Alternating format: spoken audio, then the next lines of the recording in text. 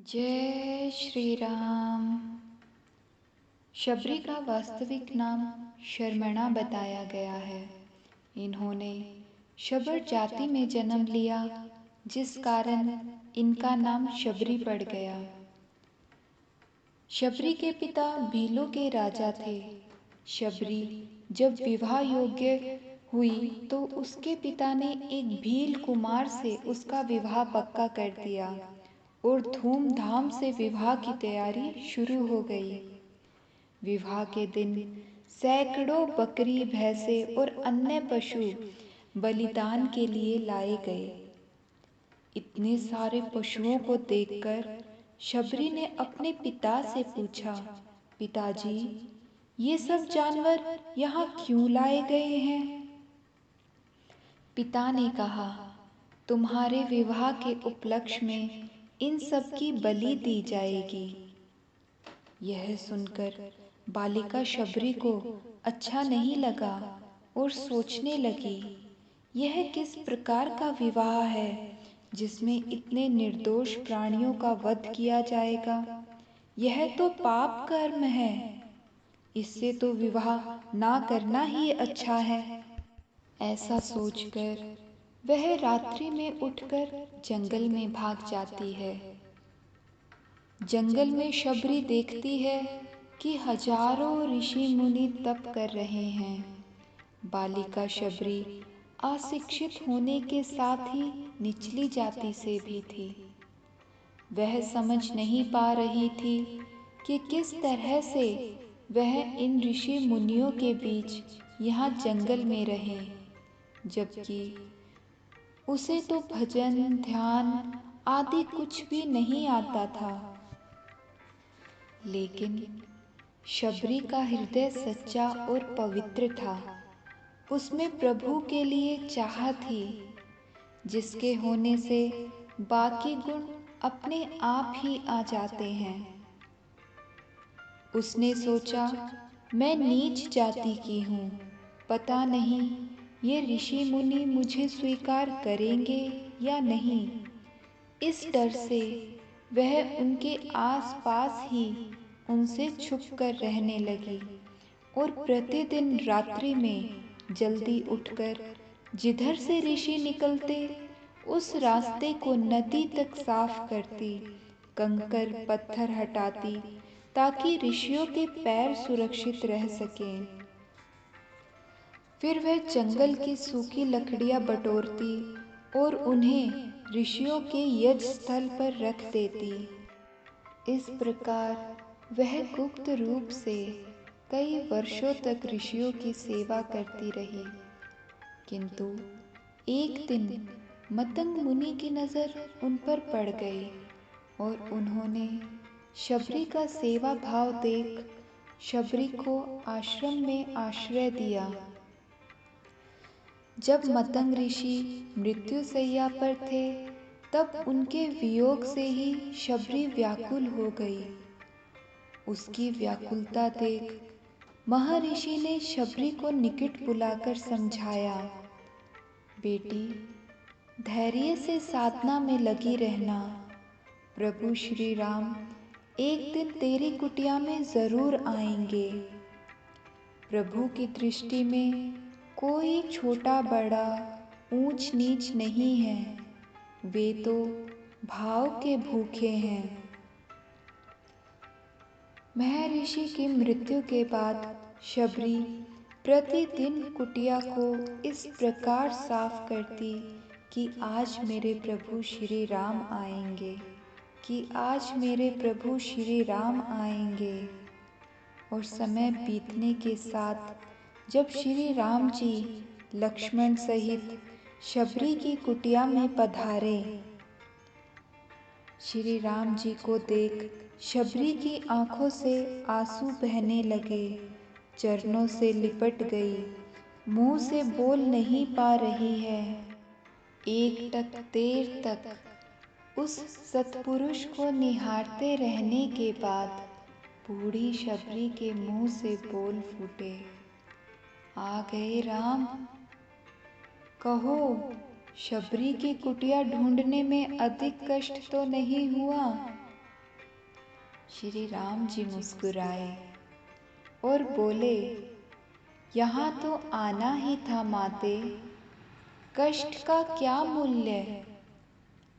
अब शबरी बोली, जानते हो राम, तुम्हारी प्रतीक्षा तब से कर रही हूँ जब से तुम जन्मे भी नहीं थे। यह भी नहीं जानती थी कि तुम कौन हो, कैसे दिखते हो, क्यों आओगे मेरे पास।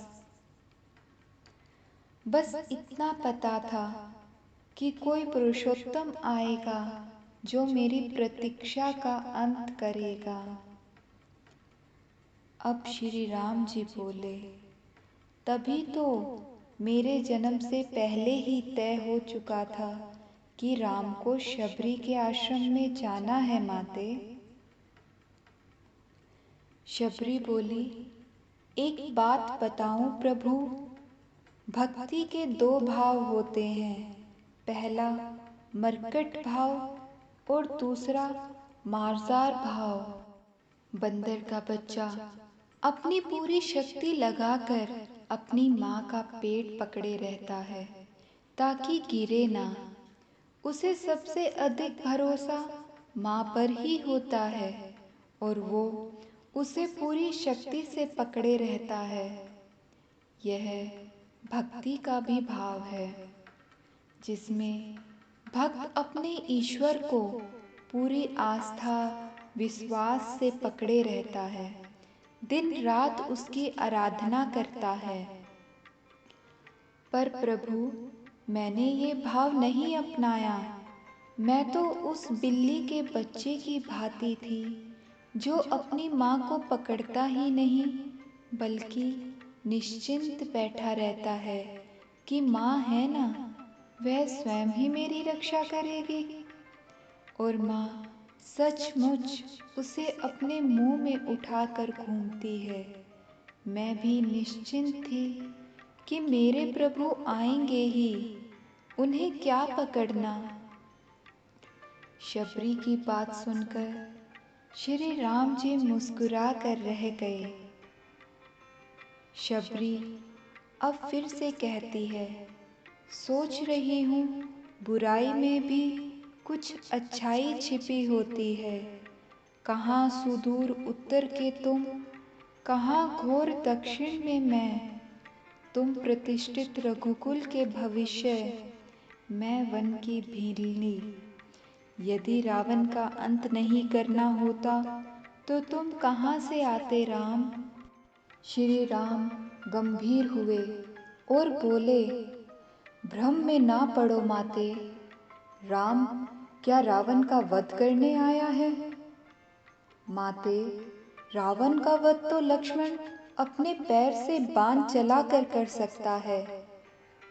राम हजारों कोस चलकर इस घने जंगल में आया है तो केवल तुमसे मिलने आया है माते, ताकि हजारों वर्षों बाद जब कोई पाखंडी भारत के अस्तित्व पर प्रश्न खड़ा करे तो इतिहास चिल्लाकर उत्तर दे कि इस राष्ट्र को क्षत्रिय राम और उसकी भीलनी माँ ने मिलकर गढ़ा था।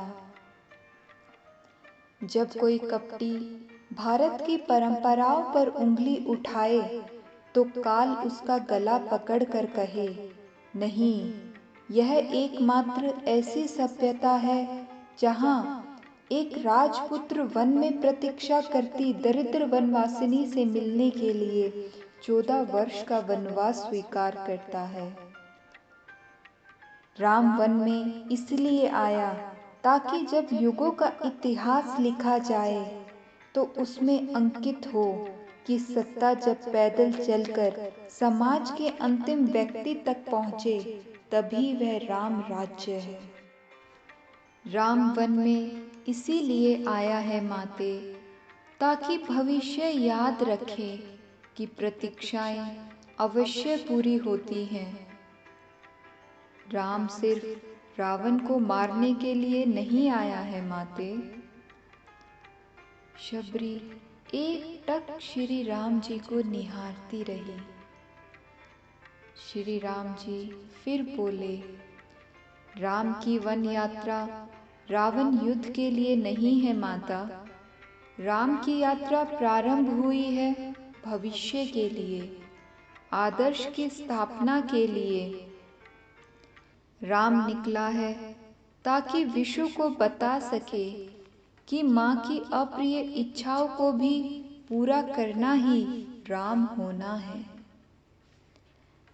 राम निकला है ताकि भारत को सीख दे सके कि किसी सीता के अपमान का दंड असभ्य रावण के पूरे साम्राज्य के विनाश से पूरा होता है। राम आया है ताकि भारत को बता सके कि अन्याय का अंत करना ही धर्म है। राम आया है ताकि युगों को सीख दे सके कि विदेश में बैठे शत्रु की समाप्ति के लिए आवश्यक है कि पहले देश में बैठी उसकी समर्थक शूर्पणखाओं की नाक काटी जाए और घर और दूषणों का घमंड तोड़ा जाए। और माते, राम आया है ताकि युगों को बता सके कि रावणों से युद्ध केवल राम की शक्ति से नहीं, बल्कि वन में बैठी शबरी माँ के आशीर्वाद से भी जीते जाते हैं। अब तक शबरी की आंखों में जल भर आया था। उसने बात बदल कर कहा, बेर खाओगे राम? श्री राम जी मुस्कुराए और बोले, बिना खाए जाऊंगा भी नहीं माते। शबरी एक छोटी टोकरी में बेर ले आई। पास बैठकर टोकरी से एक एक बेर उठाती है, उसे चखती है। अगर बेर मीठा निकलता है तो श्री राम जी को देती है, और खट्टा निकलता है तो फेंक देती है। श्री राम जी कुछ बोलते नहीं, बड़े भाव से प्रेम से बेर खा रहे हैं, मुस्कुरा रहे हैं। शबरी पूछती है, प्रभु मीठे हैं ना? श्री राम जी बोले, यहाँ आकर मीठे और खट्टे का भेद भूल गया हूँ माते। बस इतना समझ रहा हूँ कि यही अमृत है। शबरी मुस्कुराई और बोली, सचमुच तुम मर्यादा पुरुषोत्तम हो राम। गुरुदेव ने ठीक कहा था। जय श्री राम।